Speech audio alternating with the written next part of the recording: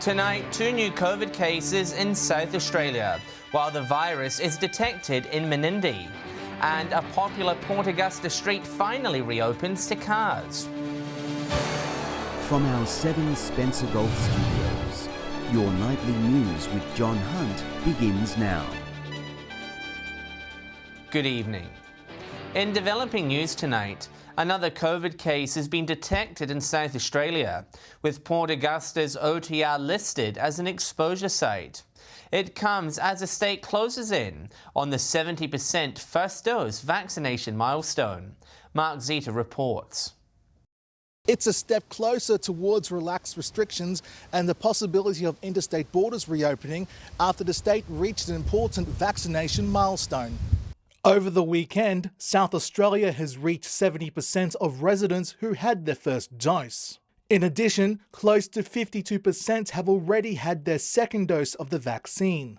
Authorities encouraging everyone to get on board as soon as they can, with the news 2 more people have been diagnosed with the virus this past weekend. Vaccination is our pathway out of the pandemic. Until we can get a high vaccination rate, we remain vulnerable to COVID outbreaks. The latest vaccination data for the Spencer Gulf shows our region still has some work to do. Just over 63% of residents in Whyalla have already received their first dose and just under 50% are double dosed. The figures are similar for Port Pirie and its surrounding districts, with 47% of residents already securing their second dose. While in Port Augusta, close to 66% of residents have had their first shot. For the rest of the Outback South Australia statistical region, which included Port Lincoln, 44% have received their second dose. The main message, if you want me to repeat it again, is vaccination, vaccination, vaccination. Just get off the fence. Anyone who wishes to book a vaccination at their nearest centre can go to the SA Health website. Across the border in far west New South Wales, active case numbers continue to drop as Broken Hill spends its last week in lockdown. Today, just a single new case was recorded, but worryingly in a community which has never seen COVID before. Broken Hill enjoying a public holiday sleep-in as the city wakes to its final days in lockdown. The latest vaccination data supplied at Friday's local press conference showing our city is prepared for what comes next. In Broken Hill, 70% of over 16s are fully vaccinated, Menindee leading the way, already hitting 80%. Our projection is by the end of October, early November, we expect to reach 80%. Right across the region. Vaccination rates providing some comfort as Menindee recorded its first ever COVID case today, while Broken Hill had its first COVID-free day in almost a month. The source of infection is under investigation, with locals told to get tested with the mildest of symptoms. Alma Oval has also reopened in Broken Hill. This is really just to increase our testing numbers in the region. Testing still a cornerstone of the COVID response, with further details on the reopening released yesterday. Anyone who tests positive will still need to isolate for 14 days, but vaccinated people deemed close contacts from a public exposure site will only need to isolate for 7 days, provided they test negative on day 6. No word yet on changes for casual contacts, as more venues of concern are identified in Broken Hill. It's important to come forward for testing no matter how slight your symptoms, so that we can identify if you have COVID and help protect your family and friends. Lachlan Itter, 7 Spencer Golf News. While New South Wales looks to a lockdown-free future, there's yet more uncertainty as to who will lead the state into its COVID normal.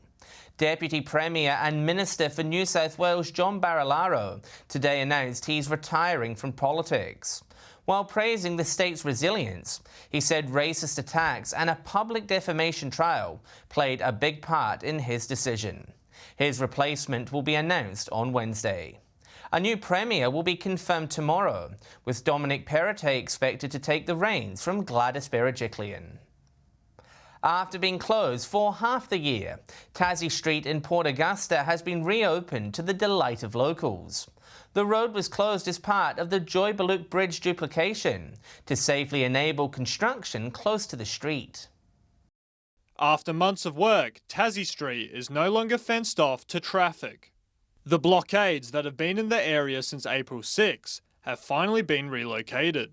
The Joy-Bluke Bridge duplication is an absolutely outstanding project for Port Augusta and South Australia. But while the bridge is being duplicated, the new bridge is being built next to the old bridge, of course there are some interruptions. Vehicles have not been able to use it for more than 6 months, with only pedestrian access allowed. It had frustrated some residents with the road connecting the north and south of Victoria Parade. Commuters were forced to cross further along the busy road and use Flinders Terrace and Carlton Parade. Can I just ask people who were affected during the construction of this project to please be understanding? The crane pad that was assembled to drive 2 piles into the ground adjacent to Tassie Street has now been relocated. More of the construction is now occurring further out into the Gulf, with locals promised a much better driving experience once it's completed. It will be well worth the inconvenience that's being experienced now for the benefits that we'll have for decades to come. Edward McCarroll, 7 Spencer Gulf News. The body of a young woman has been found at Butte on the York Peninsula. Police were called to Martin Street at around 6 yesterday evening after a person was found dead. While the body is yet to be formally identified, police believe it to be missing woman Charlene Warrior. It follows an extensive search for the 21-year-old who was last seen in Butte on September 18. Police say while her death appears to be non-suspicious, an investigation is still ongoing. A report is being prepared for the state coroner. And if you or someone you know needs help, support is available. Please call Lifeline on 13 11 14 for free and confidential support over the phone, 24 hours, 7 days a week. Still to come tonight, Spencer Gulf residents once again reminded to be on the lookout for scammers. And a Broken Hill gin distillery is recognised as a top drop.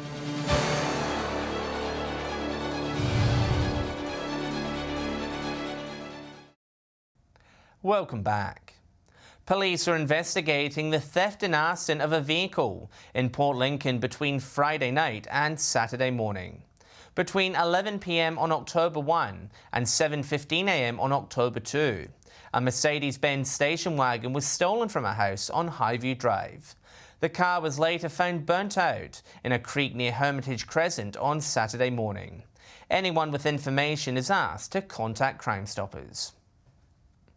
And Port Lincoln police are warning locals about counterfeit money after fake $50 notes were found on Thursday. At around noon on September 30, officers attended a property in relation to an ongoing investigation. While speaking with the occupant, police detected a strong smell of cannabis within the home. They located 6 cannabis plants, as well as 56 counterfeit $50 notes. A 26-year-old Port Lincoln man was reported and will appear in court at a later date.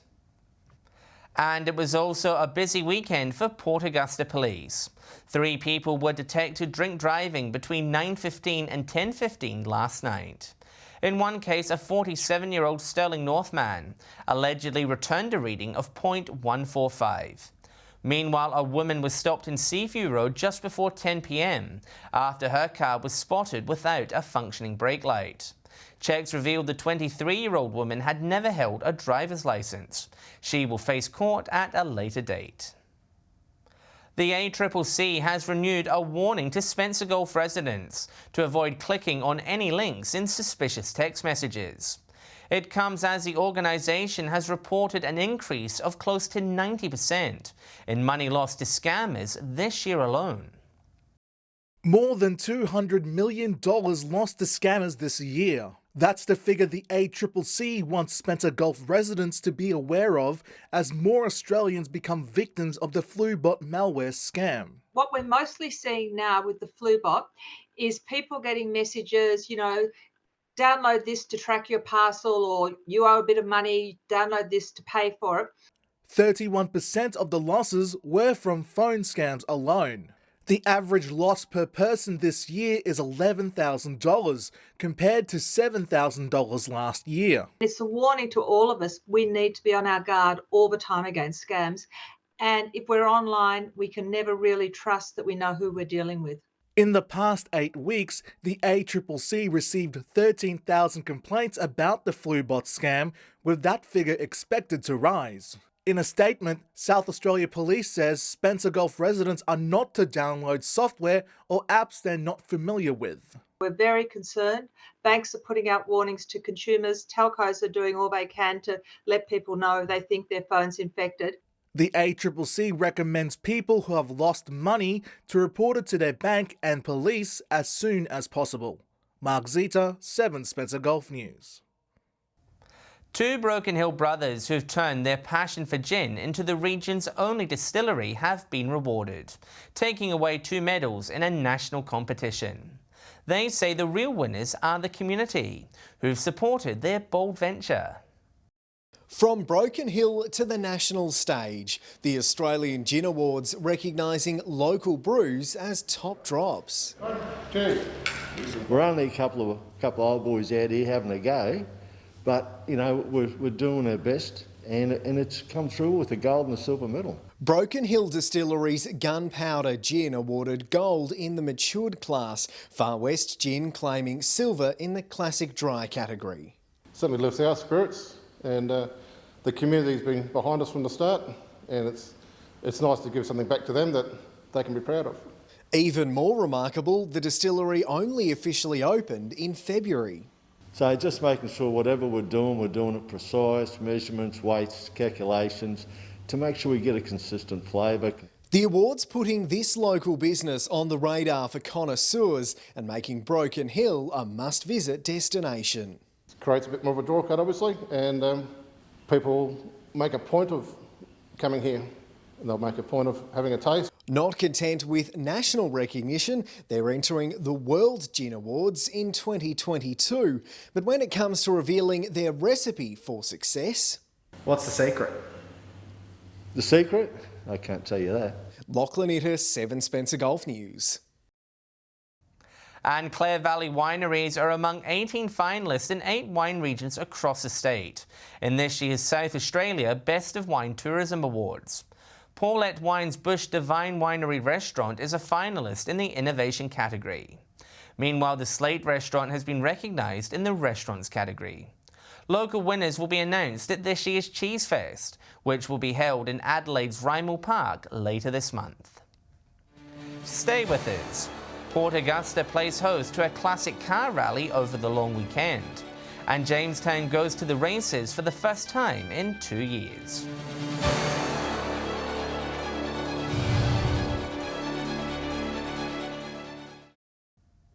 Classic car lovers and rev heads from across the region flocked to Port Augusta for a rally over the weekend. Around 100 different cars were lined up side by side, with some of the models going back decades. Quality never goes out of style. Port Augusta, a car lover's delight, hosting the Northern District Motorsport Association's 2021 Show and Shine. Well, we've got nearly 100 entrants, which includes motor vehicles and motorcycles, so we've been pretty happy overall with the turnout, and now the general public are starting to filter in through the gates. This year's event, held at Chinnery Park, is a substitute for the annual motor show normally held on the wharf. Due to COVID, uncertainty of things being closed down, which can have the possibility of happening, we've decided to run this Show and Shine. So this event is the first time that we've run an event like this. The cars on show ranging from classic European sports cars to American muscle, hot rods, rally cars and those straight off the dealership floors. The region well represented at the event. We've got cars from Whyalla, Iron Knob, Port Augusta, Port Pirie, Jamestown, Peterborough. So yeah, pretty much within the mid-north area. Oh, and a few from Adelaide too, apparently. A wide variety of motorbikes also pulling a crowd. But it was the classic 1966 Adam West-inspired Batmobile that captured all the children's imaginations. The Batmobile. He built it all by himself. Attendees were also able to vote on which car they believed deserved to win the People's Choice Award. Edward McCarroll, 7 Spencer Gulf News. The long weekend in Jamestown was all about fashion, fillies and fun, as the region hosted a day at the races. Around 800 punters headed to the track for the return of the historic event, with many looking to back a winner. A good day to be at the races. Excellent. Yeah, very nice day out. Perfect day with a lot of people and everything. The Jamestown races made a comeback this October long weekend after a 2-year hiatus. The sold-out event putting on a good display of weather, horse racing and of course fashion on the field. It's been a long 2 years between drinks, so to speak. It's the community's really crying out to having something that they can sit back and enjoy. So yeah, we're loving putting it back on. The state's industry well represented at the meet, with trainers travelling from Orroroo, Port Augusta, Gawler and Adelaide for the 6th race event. We had 40 acceptances. I think we've had 3 or 4 scratchings this morning, but 12 jockeys, which is our biggest jockey contingent, which is normally our biggest restricting factor. So yeah, great day for the club. While COVID has forced other highlights on the social calendar to be cancelled this year, organisers say they couldn't be happier with the turnout. There's hopes to bring the races back to the track again in 2022. You know, a lot of effort's gone in, not having the races last year and other things being cancelled around Jamestown and that, other events, and we decided to go through with it and it's worked out quite good, so it's good. So we're just thankful that we've been able to put together an event this year. Katrina Musson, 7 Spencer Golf News. As summer sports begin preparing for their seasons, the last of the winter competitions have held their grand finals. The Port Lincoln Table Tennis Association crowned their champions for the 2021 season. Dylan Smith has this week's sports wrap. Port Lincoln's A-grade table tennis grand final was a tight affair, with little separating the two sides. Overwhelming favourites Gladiators gained the early ascendancy, winning 3 out of the first 4 singles of the contest. The Tigers started to gain momentum in the doubles, taking one of the ties, showing there were going to be no easy beats. After trailing early, the Tigers got the match back to 5 ties to 4. However, the Gladiators were too strong when it counted, winning the grand final 7 ties to 5. In the B grade, the Panthers were far too strong for the Lions, winning 9 ties to 3. And there were some tight matches in Port Lincoln's Squash Pennant Division 1 on Tuesday night. Interact defeated PS Electrical in a nail-biter, with the match coming down to games to separate the teams. Hankins Electrical were too strong for Lincoln Self-Storage, while John Payne Painting defeated iHawk Building. Finally, the opening meet of the season for the Port Lincoln Racing Club was held yesterday. An 8-card meet, highlighted by Raisin Army storming home to win race 6 and Angel's Wish causing a boil-over to win race 7. That's all for sport this week. If you'd like your team's sports results featured, please let us know at our Facebook page. Stay with us after the break. Broken Hill City Council in the midst of a tree planting bonanza. And we'll have the weather details with Alex Sykes.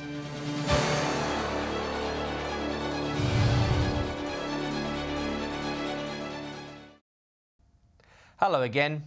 Broken Hill City Council says it's throwing shade on COVID quite literally. More than 120 trees have been planted during the spring months, most work completed during lockdown. Council saying it's heard requests not to plant large gums, instead opting for drought-resistant species. A number of dead trees and stumps have also been removed during the programme. Time now to check what's happening weather-wise across the Spencer Gulf and Broken Hill. With all the details, it's good evening to Alex Sykes. Thanks, John, and it's good to be back. Well, we needed the rain jacket in most parts today, but it does appear to be clearing tomorrow. From 3 p.m, Port Augusta was partly cloudy and 22, Port Lincoln was 17 and Woodner reached 19 degrees. Looking further out across the region now, Whyalla and Broken Hill were both 21, a max of 15 for Adelaide, 13 for Clare and 20 for Port Pirie. Taking a look at the satellite image now, cloud pushing into southern and southeastern parts with a trough, and nearby low is bringing bringing gusty showers, rain and the odd storm. Skies are clear elsewhere over the north and west with an extending area of high pressure and dry air mass. Moving on to tomorrow's weather outlook now, and we'll start with the Gulf waters, and it's a windy one tomorrow, south of Cowell to Wallaroo, 25 to 33 knots, decreasing to around 20 knots in the late evening, seas 2 to 3 metres, and south to southwesterly swell below 1 metre.